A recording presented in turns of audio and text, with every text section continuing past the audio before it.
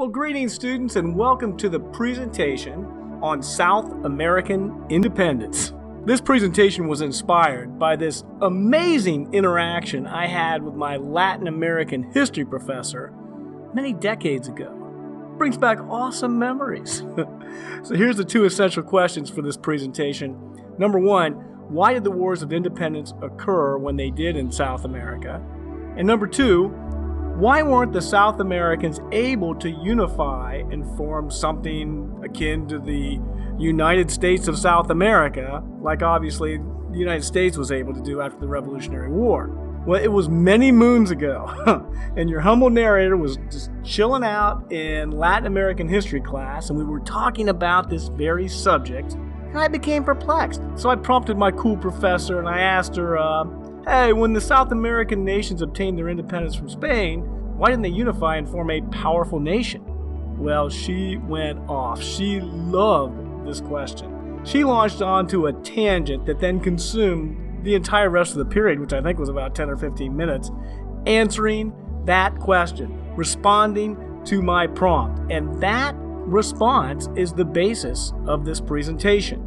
I better contact her and tell her. She would be thrilled. South America experienced a series of wars of independence between 1810 and 1826. These wars were inspired by three factors. The first factor was the Enlightenment.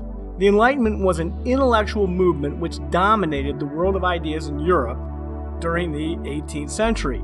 It challenged traditional institutions. In particular, it undermined religious dogma, the Roman Catholic Church, and absolute monarchy. It absolutely inspired independence movements in South America. The second factor was Napoleon Bonaparte. Beautiful painting here by the French revolutionary painter David. I love this image, man. Napoleon invaded the Iberian Peninsula, Spain and Portugal, in 1807. Now this undermined everything in Spain and Portugal. The Spanish monarchy was preoccupied with survival and didn't have time to worry about what was going on in South America.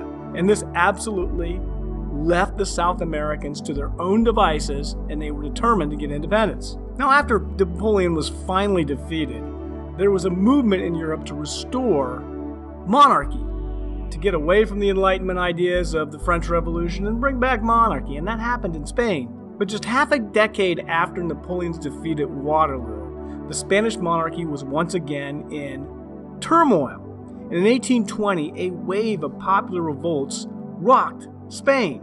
So again, the Spanish were in no position to effectively resist independence movements in South America. And once again, the South Americans were left on their own. Explain why, from 1810 to 1826, this was an era of rebellion in South America. But now I have to get back to my dear professor's impassioned riff decades ago about why these nations didn't unify. And essentially they didn't for two reasons. Reason number one, South America has significant geographic barriers to unification. Now the first one is the Andes Mountains, which are, get this, 4,000 miles long, 400 miles wide, and rise to over 20,000 feet. They undermine transportation between the western part of the continent and the eastern part of the continent, and also communication. The Amazon rainforest in northern South America is comprised of, get this, 2.1 million square miles of dense jungle, which hampers communication between the north and the south. And then finally, the nation of Brazil, which we were diving into last week, this wonderful nation. Are you ready for this? 47.3% of South America's land area is located in Brazil.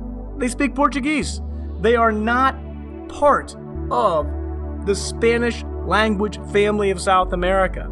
So Brazil, the Amazon rainforest, the Andes Mountains, makes it pretty darn near impossible to conceive of this being as one unified nation.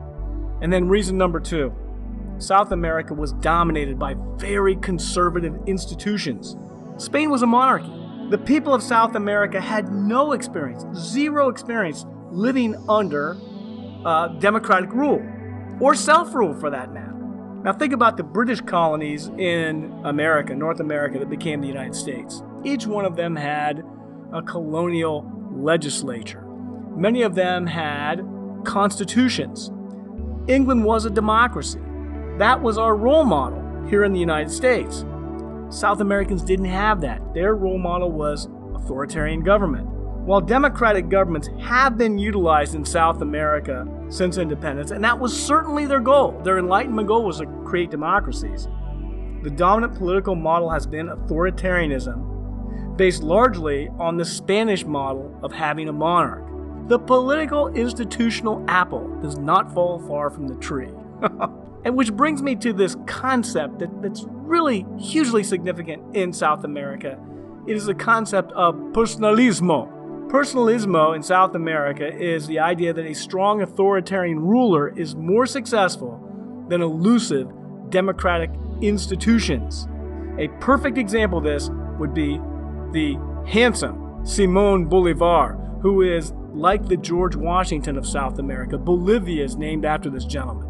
But here's the problem with personalismo. Such devotion to authoritarian leadership ultimately leads to disaster when the leader dies or is overthrown. The Catholic Church was also incredibly dominant in South America.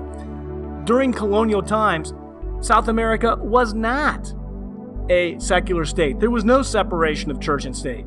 The Catholic Church was in charge of education and owned vast quantities of land. And the Catholic Church was strongly opposed to the Enlightenment ideas and favored authoritarian government, which would maintain the church's position. Understand that the U.S.